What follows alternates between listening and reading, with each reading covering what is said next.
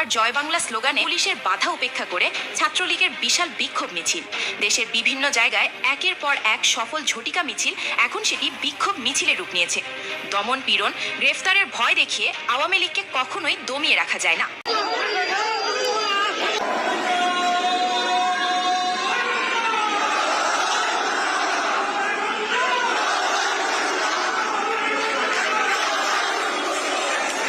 আমাদের জাতির পিতা ওনার গায়ে প্রস্তাব করে থেকে আরম্ভ করে হাতুড়ি দিয়ে ভেঙে ফেলা হচ্ছে। একদিন যদি বেঁচে থাকেন দেখবেন এই স্ট্যাচু অফ লিবার্টি আমেরিকাতে যেমন আছে, আমাদের Bangabandhu statue piece of Bangladesh হবে। আমি বলে রাখলাম, আপনি যদি আর্কাইভে থাকে আপনি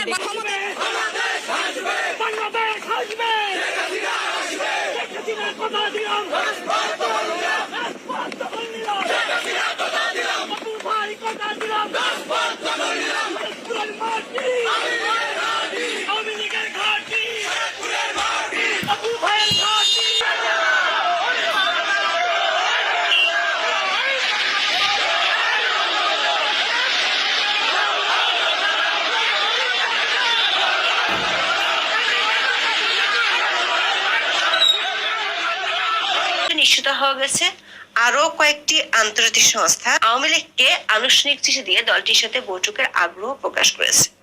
প্রশ্ন হলো, প্রায় 1 বছর ধরে আওয়ামী লীগ থেকে দূরে থাকা বিদেশি সংস্থাগুলো কেন হঠাৎ করে আওয়ামী লীগের সাথে আনুষ্ঠানিক যোগাযোগ করা শুরু করলো? বিদেশিদের মধ্যে যখন আওয়ামী লীগকে ঘিরে নতুন নাড়াচাড়া শুরু হয়েছে, ঠিক তখনই বাংলাদেশের অভ্যন্তরীণ রাজনীতিতেও বর্তমান ক্ষমতাধর রাজনৈতিক দলগুলোর অভ্যন্তরে আওয়ামী লীগ ইস্যুতে চলছে নানান আলোচনা ও সমীকরণ। গাড়ি চালাবো, ভাত খাবো, কিসের চান্দা? এই সরকার ক্ষমতায় আসলে খালি চান্দা দাও, চান্দা দাও, চান্দা দাও। ঠিকানা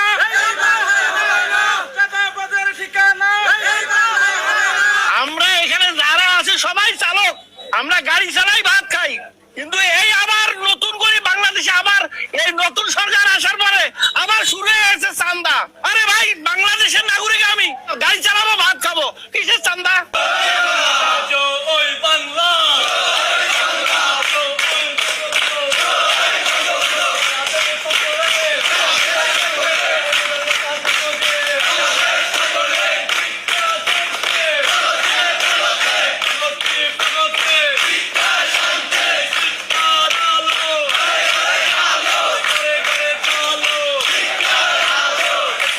শেখ হাসিনার ফেরার ঘোষণায় তারেক রহমান সরকারের যে বেশ বেকায়দা দশা হয়েছে তা বলার অপেক্ষা রাখে না।